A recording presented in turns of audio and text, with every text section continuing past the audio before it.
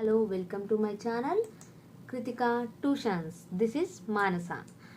Today in my first class I am going to explain leverages. Leverages means use of various financial instruments to increase the returns of an investment.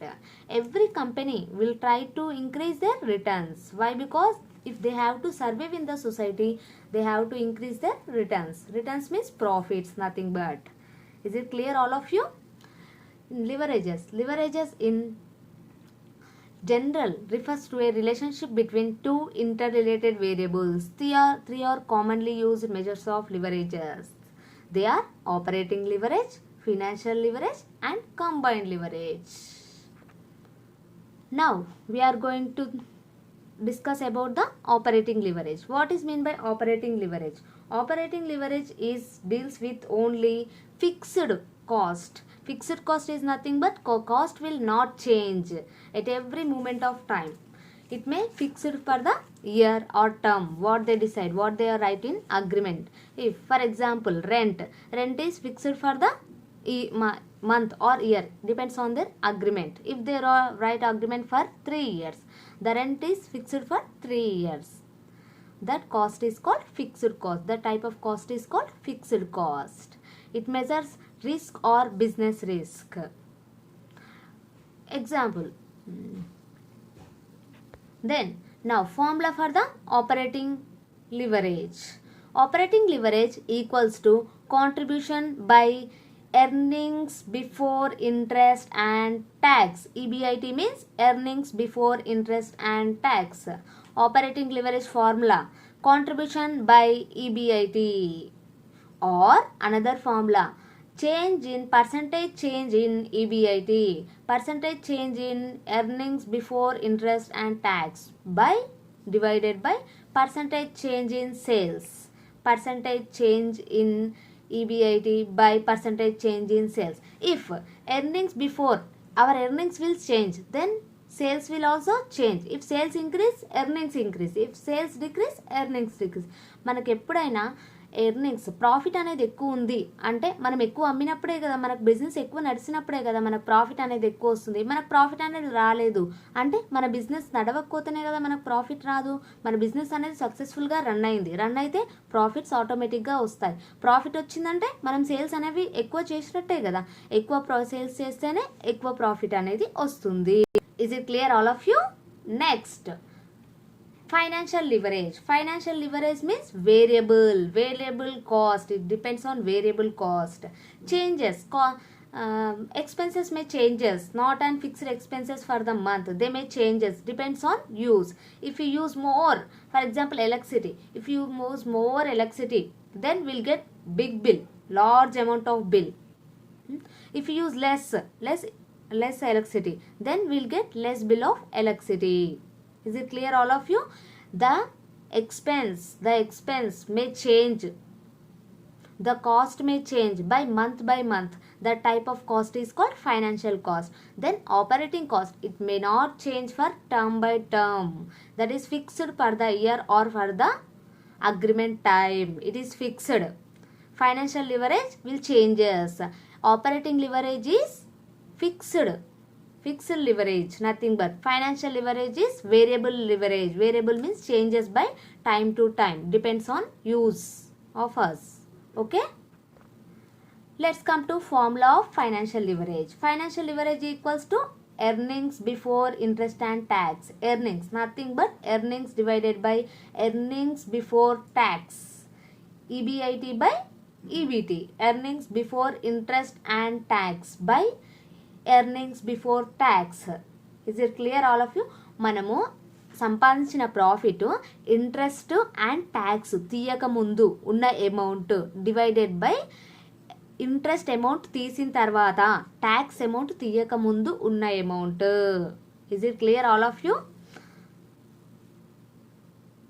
Earnings before interest and tax, earnings అనేవి మన profit interest tax amount తీయక ముందు amount divided by earnings tax కలిపి ఉన్న amount. It is called financial leverage. Or financial leverage is equals to change, percentage change in earnings per share nothing but profit, percentage change in profit divided by percentage change in earnings before interest and tax. ప్రాఫిట్లో నుంచి interest tax తీయకముందు amount and ప్రాఫిట్లో నుంచి earnings tax తీసిన amount change in percent, ఎంత percentage change అయింది తెలుసుకుంటే మనకు ఫైనాన్షియల్ లివరేజ్ అనేది ఎంత ఫైనాన్షియల్ మనకు ఎక్కువ తక్కువలు అయినాయి అనేవి తెలుస్తుంది. Is it clear all of you? Next combined leverage, both financial and operating both are combined, we can call combined leverage.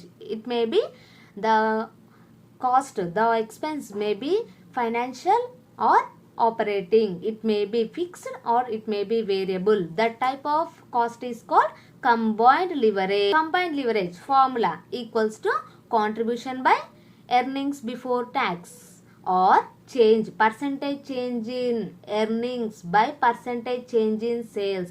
మనం ఎంత సేల్స్ చేసామో ఆ డిఫరెన్స్ అండ్ మనకి ఎంత ప్రాఫిట్ వచ్చిందో ఆ amount profit by sales, percentage change in profit by percentage change in sales will get combined leverage. వరకు నేను contribution, fixed cost, variable cost, EBIT, EBT, EAT అని చాలా వాడాను. అవంటే ఏంటో తెలుసా? అసలు ఎలా వస్తుంది, మన ఫార్మాట్ ఎలా ఉంటుంది?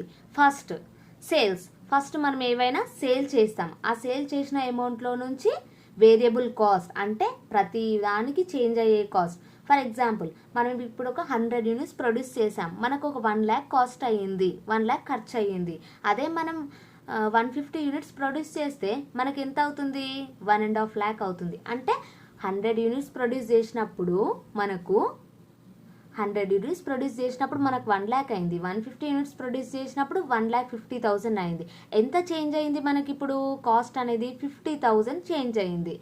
అలా అనమాట. అలాంటి variable cost. Okay, that cost is called variable cost.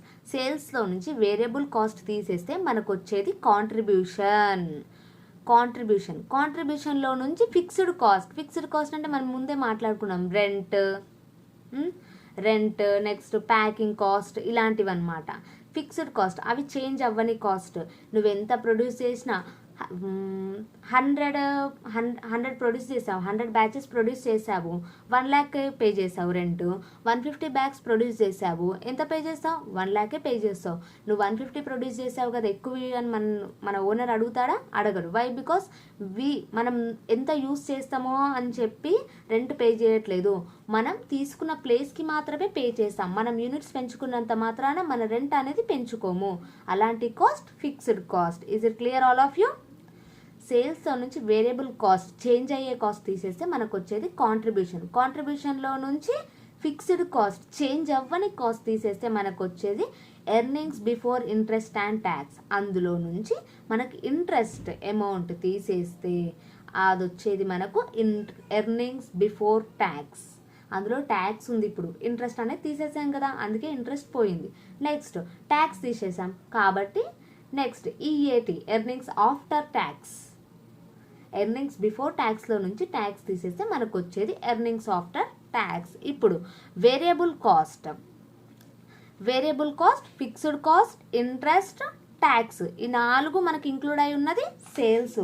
అందులో నుంచి మనం సేల్స్లో నుంచి వేరియబుల్ కాస్ట్ తీసేస్తే మనకు వచ్చేది కాంట్రిబ్యూషన్లో నుంచి ఫిక్స్డ్ కాస్ట్ తీసేస్తే మనకు వచ్చేది ఈబిఐటీలో నుంచి ఇంట్రెస్ట్ తీసేస్తే మనకు వచ్చేది ఈబిటీలో నుంచి ట్యాక్స్ తీసేస్తే మనకు వచ్చేది EAT. Is it clear all of you?